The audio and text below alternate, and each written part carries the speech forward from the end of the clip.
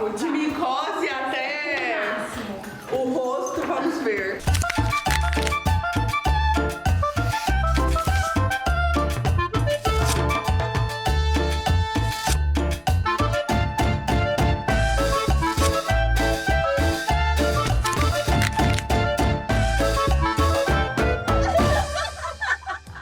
Começando mais um Papo com Elas. Hoje a nossa convidada é a doutora Juliana Misson, dermatologista. Doutora, quando começar a se preocupar com os cuidados da pele? Bom, então a gente começa a cuidar da pele a partir do momento que a gente nasce, certo? A gente nasce, o que a gente precisa? De manter a nossa barreira de proteção da pele intacta. Então a gente tem que saber o sabonete adequado para dar banho no bebê, a hidratação que a gente usa depois do banho, os protetores solares que a gente usa após 6 meses na criança. E esses cuidados vão postergar durante toda a nossa vida. Tem salvação quem não começou cedo? Lógico, nunca é tarde para se cuidar. Mas então eu acho assim, a gente começa desde quando a gente nasce e cada fase da nossa vida vai ter um cuidado específico. Alguns cuidados básicos no verão que a gente precisa ter, que não pode esquecer, porque assim, o que eu entendo de cuidado básico é só o protetor. É só isso? Não, o principal realmente é o filtro solar. O importante é saber como aplicar o protetor solar. O filtro solar deve ser usado diariamente na face e em todas as áreas expostas ao sol. Ou seja, aonde estiver sem roupa, a gente vai aplicar esse protetor solar. Esse protetor solar deve ser reaplicado após 2 horas que você esteja exposto ao sol, ou após cada banho de piscina, ou uma sudorese profusa, por exemplo, praticou um exercício físico. O protetor à prova d'água, ele não é 100%, então ele sai, certo? Então saiu da piscina, seca e aplica o protetor solar novamente, certo? E esses fatores? Isso, é muito importante a gente ter um protetor solar para proteger do sol, certo? Como em áreas expostas, por exemplo, a gente está numa piscina, tá? Que tenha uma proteção, pelo menos um FPS, que é UVB, de 30, certo? E o UVA, para queimadura, não é tão importante. O raio ultravioleta que promove as queimaduras é o ultravioleta B. Então, se a gente for pensar em praia, sol, a gente pensa no FPS 30 para cima, certo? Um FPS 30 a pessoa não vai queimar, entendeu? E o protetor solar, aquele que é base, a gente fica bonitinho.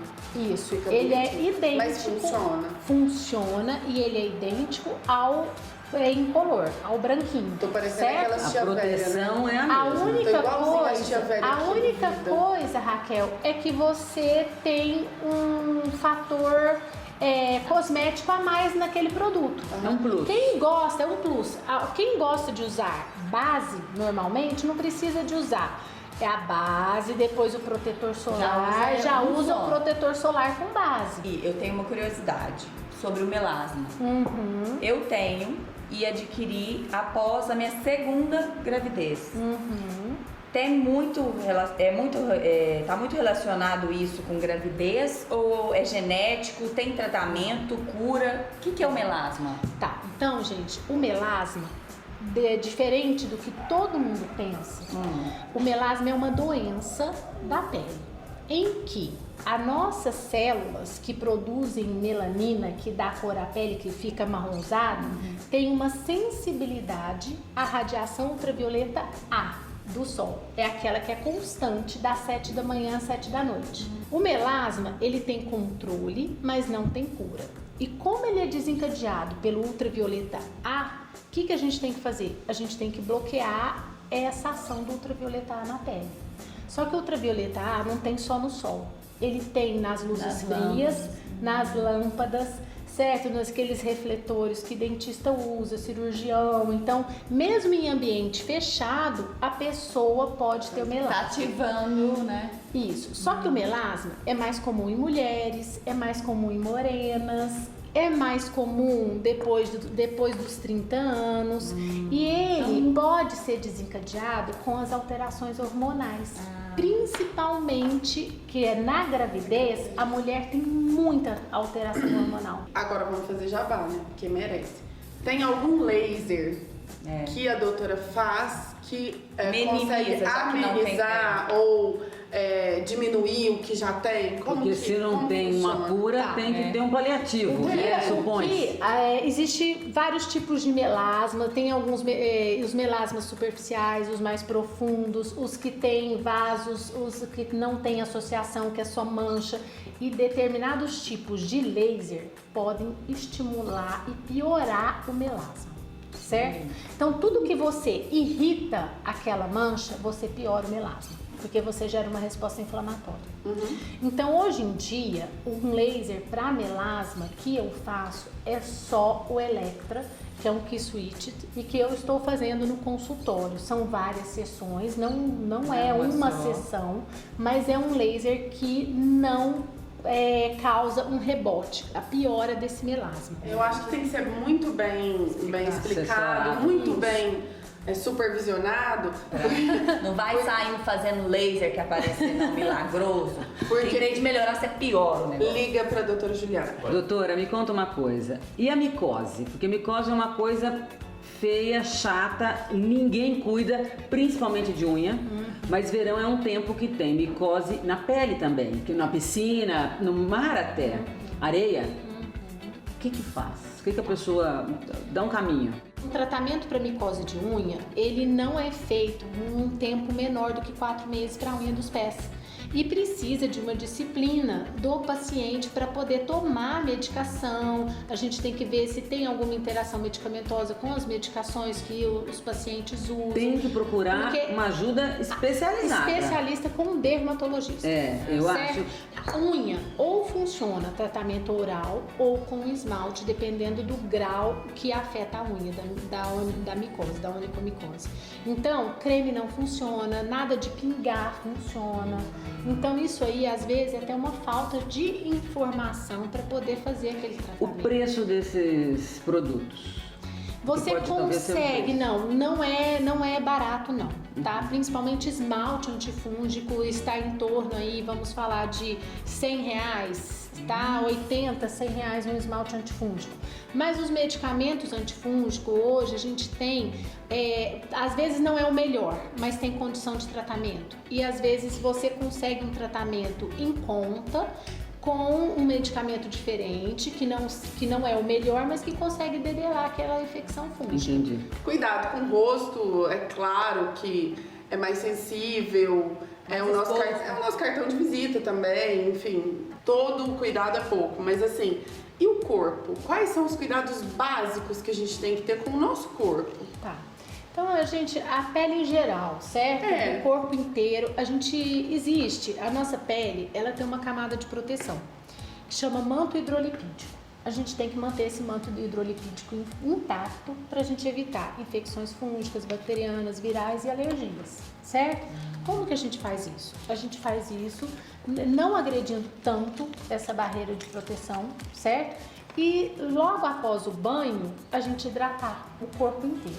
E é muito interessante a gente pensar naqueles pacientes, por exemplo, alérgicos, ou que tem essa barreira de proteção já diminuída, os cuidados com o banho.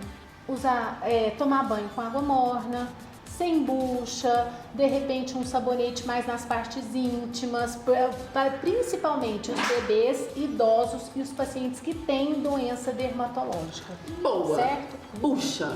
Pode ou não pode? Bucha. Pode, só que depende do paciente. Por exemplo, se o paciente tem uma barreira de proteção intacta, tem uma pele mais oleosa, ele pode estar usando a bucha. Agora, se você usar a bucha e for um paciente idoso, você vai ressecar aquela pele porque você vai tirar a barreira de proteção daquela pele. E a queda de cabelo? Ela é emocional, não é? No homem tudo bem, mas de uma maneira geral? A queda de cabelo tem várias causas, certo? Vamos ir mais para essa de fundo emocional. que a gente chama de eflúvio telógeno, certo? Essa queda de cabelo ocorre mais em mulheres. Geralmente é por uma deficiência de ferro, que é a causa mais comum. Outra causa mais Eu tô comum, deficiente de ferro. o que acontece? A mulher, ela menstrua todo mês. E às vezes o que ela está ingerindo para repor esse ferro que ela perde não está sendo suficiente para repor reserva. Outra causa muito comum é o hipotireoidismo, que é muito frequente na população em geral. Então a gente sempre tem que pesquisar isso. Hoje em dia a gente pesquisa também a deficiência de vitamina D, porque tem alto índices de deficiência de vitamina D nas pacientes, principalmente nas mulheres, certo? Porque a gente fala tanto em proteger do sol, mas não pode esquecer que o sol é importante para a produção de vitamina D. Aí quando a gente faz esse screening, são os exames, quando a paciente chega no nosso consultório com queda de cabelo, zinco também a gente pede, certo? Que é importante no metabolismo ali nas células, e o paciente não tem nada, certo? Os exames estão todos normais. Aí a causa emocional, ela é de exclusão, certo? Aí a gente fala idiopática ou emocional. E o mais importante é que, procurando uma ajuda, é um especialista logo no início, que isso tenha uma recuperação total. Mesmo que seja um problema que você saiba que é de fundo emocional e de repente você fala assim, mas meu problema não vai resolver tão cedo. Não tem problema, certo? Cuida, né? A gente cuida, a gente procura um psicólogo, a gente vê a necessidade de terapia ou até de um acompanhamento psiquiátrico e medicamentoso desse trauma emocional. Porque senão vão ser 2 traumas. Né? Bom, agora eu quero saber. Demaquilante. Certo. Bifásico, trifásico, de óleo, sem óleo. Me indicaram um. E agora me indicaram. Tá certo que eu não fui no consultório, tô errada, eu vou, tá? Prometo. Tá. Mas o que é o legal? Na verdade, os demaquilantes, os bifásicos, que é o que é água e óleo, eles são indicados mais para a região da área dos olhos. Os cremes e as soluções micelares, aqueles que a aguinha, eles são indicados mais para o rosto como um todo. E tem ainda os lenços demaquilantes, que eu sou fã de carteira Papo, gente, é muito papo. Se a gente ficar aqui, a gente vai ficar até amanhã, porque eu queria perguntar também de unha fraca, mas nós vamos te chamar outras vezes. A gente vai ter assunto pra ficar até. Então eu gostaria de te agradecer, foi ótimo o papo, esse papo de mulherzinha é ótimo, tinha papo até, mas outras vezes vocês voltam que a gente vai conversar muito mais. Então tá bom, eu queria agradecer a Raquel, a Marina e a Vaniana por essa oportunidade, adorei estar com vocês. A gente adorou! Foi ótimo. E até o próximo, gente! Até o próximo! Agacha que semana que vem tem mais!